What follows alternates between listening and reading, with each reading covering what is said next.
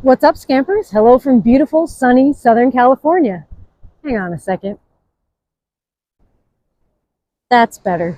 This video is going to cover everything I use to scamp completely off the grid. I'm at a campsite for a week that has no sewer, no water, no electrical hookup, but I can keep my battery fully charged and functioning, so I'm going to show you how I do that. And as always, everything I discuss will be linked in the description below this video, so let's get right to it. If you caught my last video, then you already know that I'm traveling the country and camping at places that don't have hookups. No sewer, no water, no electricity. This can be a bit of a challenge because my Scamp came with one single lead acid battery and an all-electric fridge. So that means my fridge can drain my Scamp's battery in a day or two. So I've put together a redundant, multi-tiered modular system that I can use to keep my Scamp's battery charged all the way up without sacrificing too many creature comforts. It is a bit complicated, so stick with me as I go through it piece by piece to simplify it. But I also want to talk about the other systems and gadgets that I use to make this type of travel really comfortable and very, very low power. Let's start with some basics like water. On a trip like this, where I've got lots of driving between locations, carrying my water in something separately instead of my onboard water tank makes way more sense to me. One, I get to save the battery by not using the water pump, trying to pump the water through the Scamp system. But two, I don't have to find places to fill and dump my tanks if I don't use the plumbing at all. It simplifies things. I can carry 12 liters at a time. It's got this nice big opening on top to fill at campgrounds that do have water filling stations. It's got this nice spout that I can use to fill water bottles to make sure I have plenty of drinking water while I'm driving and on the road. And when I get to rest stops that do have water filling stations, I can fill my liter bottle at the water filling station inside the rest stop and just refill whatever water I use for the day. So I end up at the end of every day with a full 12 liters all over again. Then when I do get someplace I want to stay, I can set this up on the campground table and put it over one of those collapsible buckets that I'm always talking about. And I can create a hand washing station that gives me a way to recapture that water that I'm using to use later to wash dishes. Super convenient, and you really can minimize the amount of water that you need to carry. Now let's talk about climate control.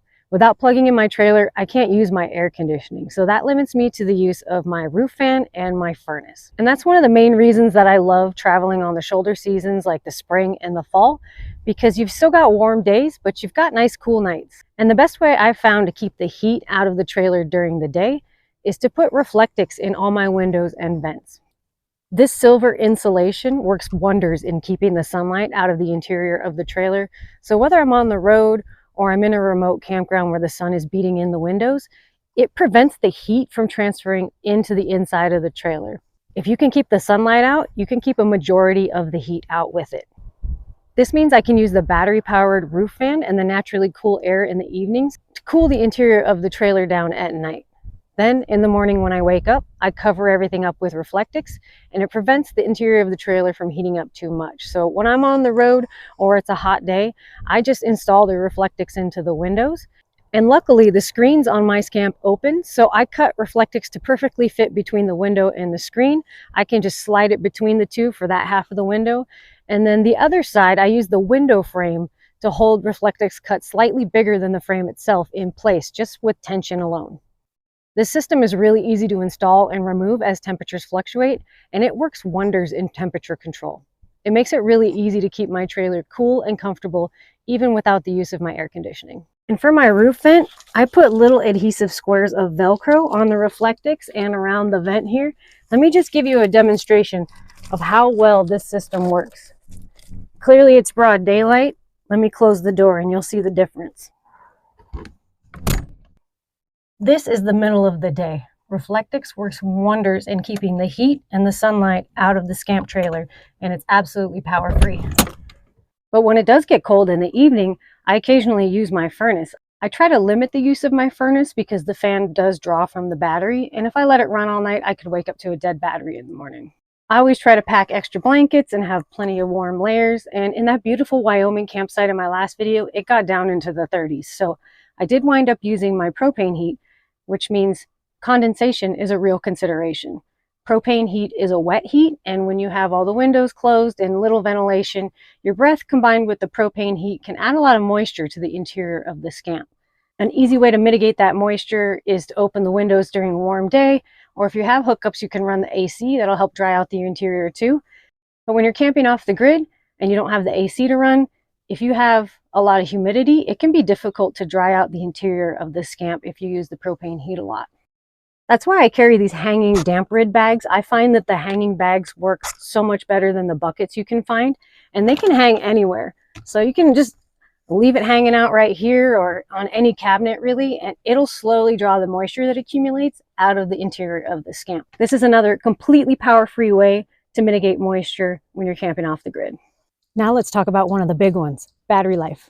Let's start with what my 2023 Scamp 13 came equipped with. I've got the Group 27 battery upgrade, which means I have slightly larger capacity than the standard battery, but it's still a lead acid battery that needs to remain above a 50% charge for the health and longevity of my battery.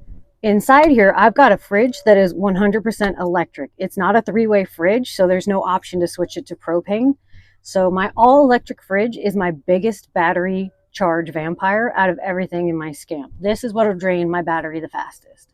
Without supplemental power of some kind, running the electric fridge will drain the battery to a dangerously low level within a day or two. So the obvious solution is solar. I put a 100-watt Boondocking solar panel permanently mounted on the roof of my Scamp, and I prefer that option, but other options are solar suitcases that pack away small and then you can open up and put them out when you want to collect solar. However, one of the main drawbacks of having a permanently mounted solar panel is that if I was in a heavily shaded campsite, or even one that just had a suboptimal direction to collect solar throughout the day, the 100 watts that fits up here on the roof can sometimes still not be enough to offset the battery drain of my all-electric fridge. Some of the benefits of having the portable solar panel option is that you can park your trailer in the shade. It doesn't necessarily have to be in the sun to be collecting solar. And the panel is portable, so you can move it and face it toward the sun throughout the day. But the biggest drawback for me is that you need to be in your campsite if you're using it. These have a tendency to walk off if you take your eyes off of them. So if I wanted to go surfing or go on an excursion, I would have to pack this up, put it away, and lock it up for safety. Plus, if it was foggy like it was this morning, or it was raining for a few days in a row, neither one of these solar solutions would be enough. So I've come up with a multi-tiered redundant system to make sure that I can charge my Scamp battery no matter what. Luckily, here in sunny Southern California, the sunshine has been plenty to keep my battery charged and my fridge running. But if it wasn't, I always carry a portable power station that I can use a 15 amp adapter to plug my trailer directly into and use like an external house battery. This definitely isn't the most efficient way to charge the trailer's battery because you do lose some of your battery power due to inversion and conversion, but what it lacks in efficiency, it makes up in ease of use. That's all it took and my battery's charging. This means if I encountered some bad weather or had an overly shaded campsite, I have an additional way to charge my trailer battery that's super easy to use. But these portable power stations are also known as solar generators. But in reality, this is just a big battery that also needs to be charged. So let me show you how I charge this thing while I'm on the road as well. Portable power stations can be charged 3 different ways. You can plug them into a standard outlet at home before your trip. You can charge them with solar while you're on the road, or they come with this 12-volt plug, which is really convenient for me because I have a 12-volt power port right here in the back of my tow vehicle. This means that anytime I'm driving my tow vehicle, I can use the alternator in my truck to charge my power station when I'm driving between locations or out running errands. And this is where things get really interesting. This power station is capable of pass-through charging, which means I can charge it and use it to power something else at the same time.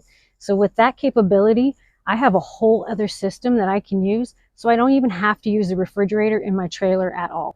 This brings us to the Anchor Everfrost powered cooler. This is an electric cooler with its own battery, its own compressor, 2 separate compartments with a much bigger capacity than the refrigerator in my trailer. What that means for me is I never even need to turn on the fridge in my trailer. I can avoid all that battery drain and still have a giant fridge, or I can have a fridge and freezer, or I can have all freezer if I wanted to, that never draws from the battery in my trailer. As I mentioned, this cooler has its own battery, which will last roughly 2 days, depending on the ambient temperature and what I have inside it and the temperature I set the cooler to. As you can see, I've insulated the back of my truck topper here to help with the temperature control of my cooler because it pretty much lives here in the back of my truck. It's really heavy. It's 60 pounds empty, so I wouldn't want to be taking this in and out of my truck anyway. So it pretty much lives back here. I have my truck topper insulated, which helps the battery in the cooler last longer, all on its own. But if I want to go for more than 2 days with my food cold, this cooler also comes with a 12-volt plug. I can plug it directly into my portable power station, and I can buy myself another 4 to 5 days of runtime just on this battery alone. So between the two, I've got 7 days of runtime just right here without even using my trailer battery. And if that isn't enough to blow your mind, the battery on this cooler has 2 USB ports and a USB-C port that can be used to charge other devices while the cooler is on. But it also has this input for a solar panel right here, which means I can charge the battery and run the cooler completely off solar alone for an endless runtime. Plus, it's removable and can be used as a portable battery of its own.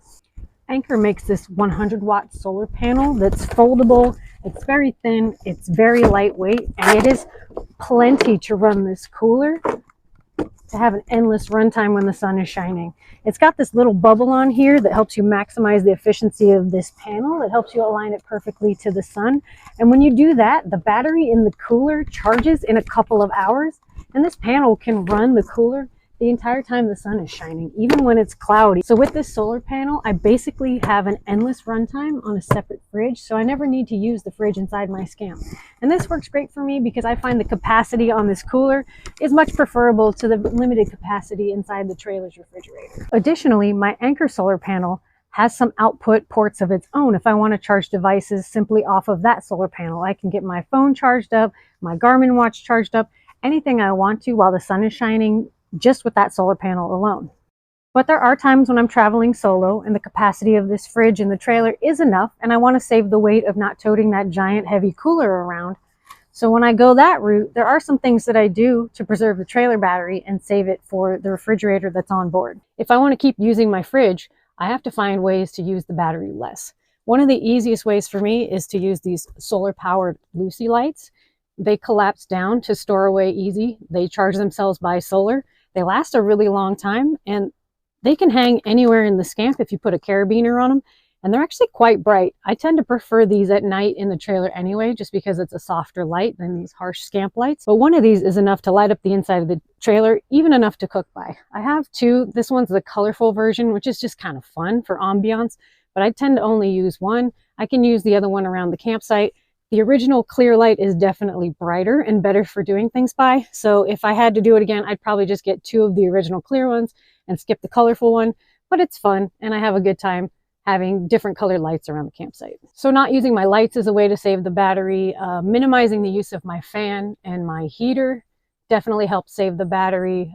On a trip like this where I'm not using the plumbing at all, it's a great way to save the battery. I don't need to use the water heater. I don't need to use the pump. All of these things reduce the draw from the battery and help save that power for the fridge when my solar isn't enough to keep up with the drain. The one fatal flaw in this system is that my solar panels are both too high amperage to charge my portable power station. So I don't have a solar panel that I can charge my portable power station with. Anker makes some excellent portable power stations that are compatible with the solar panel that I already have. So when this one dies and it's time to upgrade, I'll definitely be investing in an Anker portable power station so I can have an even more modular system that can work together even better. But until then, when conditions are ideal and my solar panel is getting plenty of sunshine, my trailer battery is pretty much fully charged by lunchtime. So I can plug my portable power station directly into the 12-volt port in the Scamp. And when the solar panel is getting plenty of sunshine, I can have my trailer batteries charged and charge my portable power station. That way, if I'm using a lot of battery power at night and need to supplement it with my power station, I can use the stored solar energy to power the trailer at night and run things when the sun isn't up. It is my sincerest hope that you found information in this video that gives you the confidence to get out there and explore a little further. Everything I talked about is linked in the description below this video, as well as a link to my tip jar if you want to help support more content like this.